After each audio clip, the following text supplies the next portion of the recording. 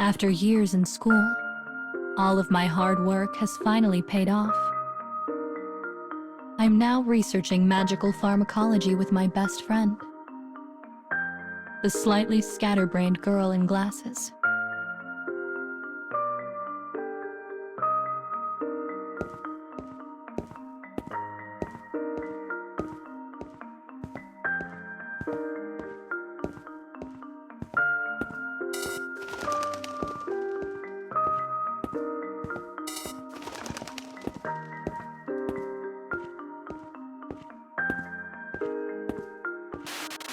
Everyone in our class approaches their research carefully.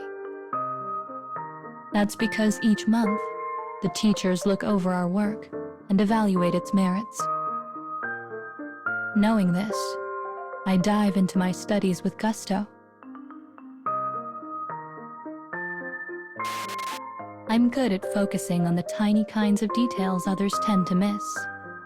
After a while, the others take notice of this talent, and I'm eventually chosen to be our class representative.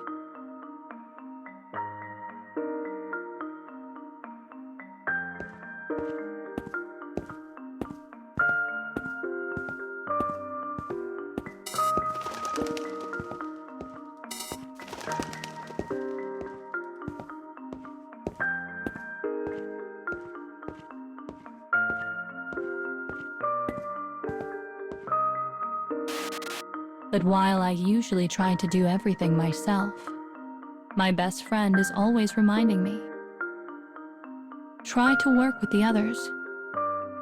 So I decide to give it a shot. For her.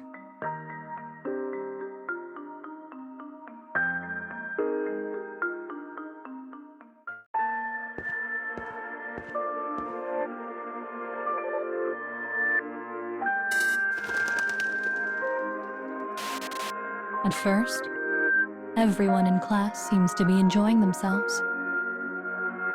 But as the days go by, the others start to get more and more worn down.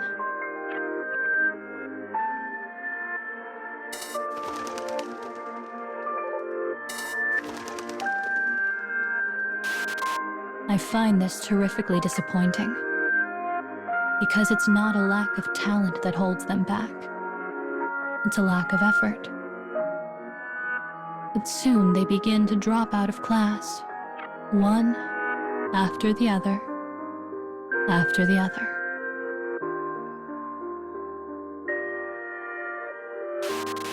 Eventually, the only students left are me and my best friend. I can tell this stresses her out. But the harder she works, the more nervous she gets, and her work soon begins to suffer.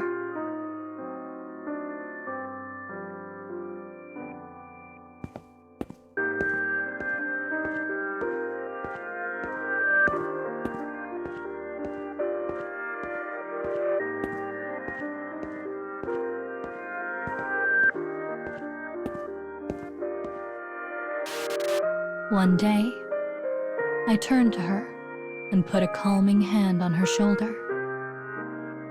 Hey, I say, you're going to be all right.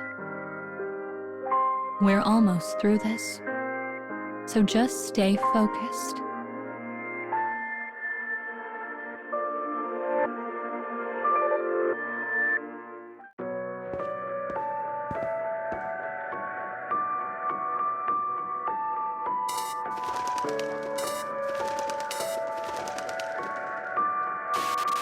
I can tell the lack of other students disturbs my friend, but it doesn't bother me at all. I've never needed outside sources for motivation, and I won't ever give up on a task before seeing it through to the bitter end. That's not to say this is easy, because it's not. It's hard. A task of this size split between two people is laughably hard. But my friend and I put our heads down and keep going. And somehow we come to the moment of the final experiment.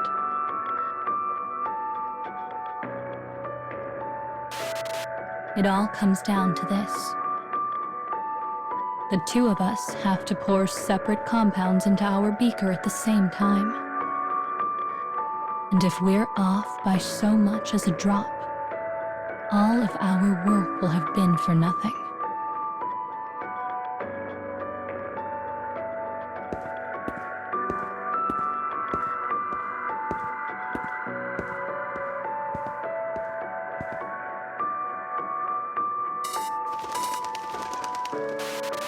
A moment of truth.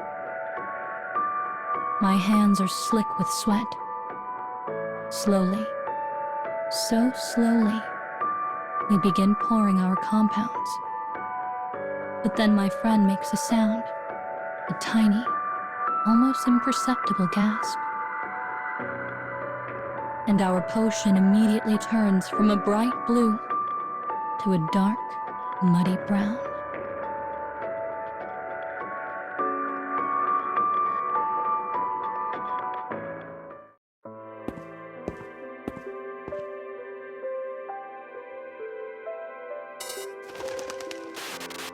Later that night, I knock on my best friend's door. And while I know she's in there, she refuses to answer. "Hey," I say finally. "Come on, we have to try again." "Why?" She responds in a trembling voice. "You're so good, and I don't understand any of this. You'd be better off without me."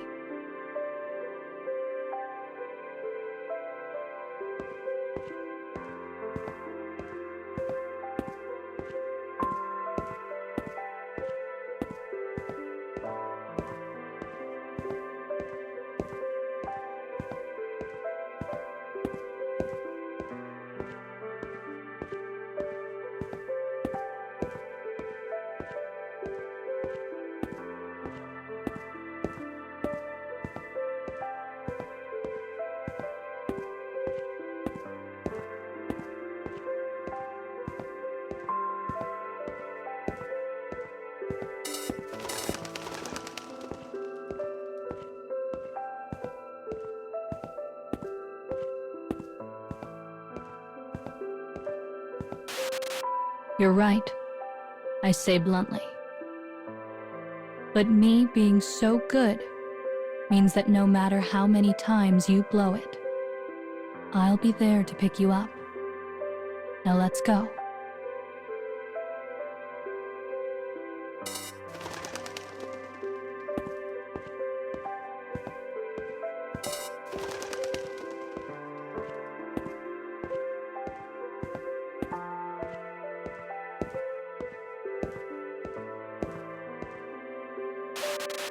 The door creaks open, and my friend's face appears. She wipes absently at tears with one hand and puts her glasses back on. Then, grasping her other hand, I drag her back to the lab.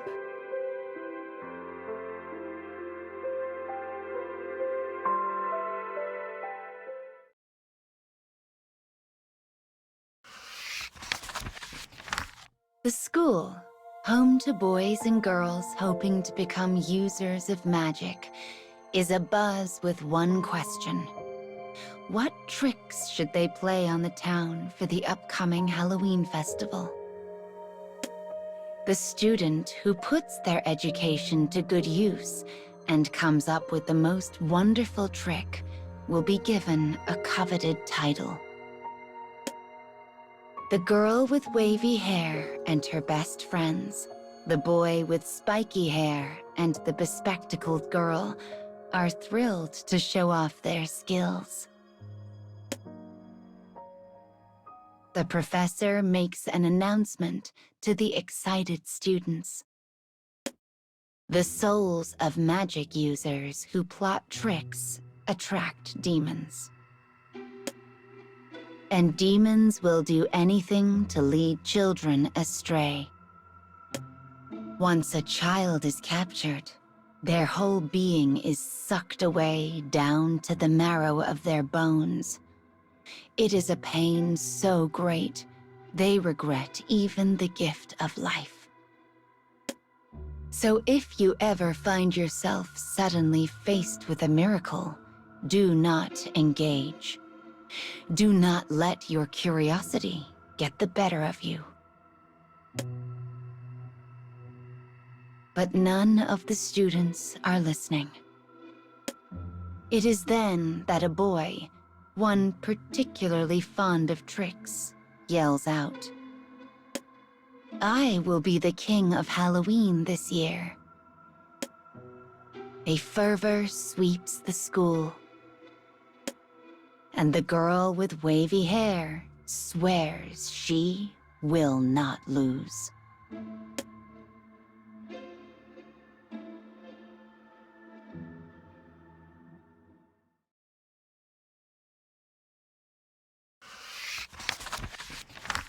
The girl begins practicing tricks with her best friends. Another day flies by, and before they know it, the night is upon them. They are seeking a level of perfection befitting the ruler of Halloween. The girl leaves her room so she might cook dinner and give her whirling mind a break. As she walks, she spies something glinting at her feet. It is a lovely box. Yellow topaz in the shape of pumpkins dots the cover. It emits a distorted, bewitching glint. Curious, she lifts the lid to find a small pumpkin pie sitting neatly inside. She then hears a whisper. "I will teach you all the magics under the sun. All at the festival will be under your spell." The voice is so sweet and gentle, it is almost impossible to resist. I must eat the pie. She opens her mouth wide. Suddenly, a scream rings out. It is her best friend, the bespectacled girl. The wavy-haired girl tosses both pie and box aside and ushers her best friend into her room. She comforts her as she weeps over her failure, yet on the inside, she is relieved. Soon, the girl with wavy hair returns to her practice in an attempt to shake off her fear. But the next time she looks, both pie and box have disappeared.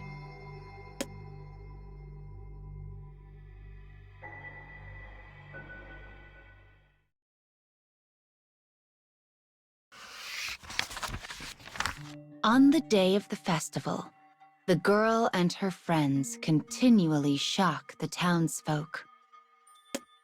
Tiny lamps in the shape of skulls and pumpkins erupt from a large box. Bursts of sound and light explode from their staves. A moment later, they transform into various sweets and pastries that rain down upon the onlookers. Even if it is not enough to earn them the title, this is the spell the best friends created together, and it is their joy. Yet, for some reason, the box crosses the wavy-haired girl's mind, causing a chill to run down her spine. Alas, it had been an omen, for she turns to find the box resting on the ground. Before she can even think of why, a hand reaches out from beside her, the boy who swore to be the king of Halloween. Before she can draw a breath, he pops the pie in his mouth. There is a strange light in his eyes, a distorted, bewitched glint. Standing before the dumbfounded girl, the boy lifts his staff into the air. Dozens of vines suddenly rise out of the ground throughout the town. They twist together like snakes before taking on the shape of a giant tree. Its branches and leaves shine majestically, reaching upward like a canopy. The townsfolk give a cheer. The students stare, enchanted. The girl is also astonished, but then she realizes the boy is nowhere to be found.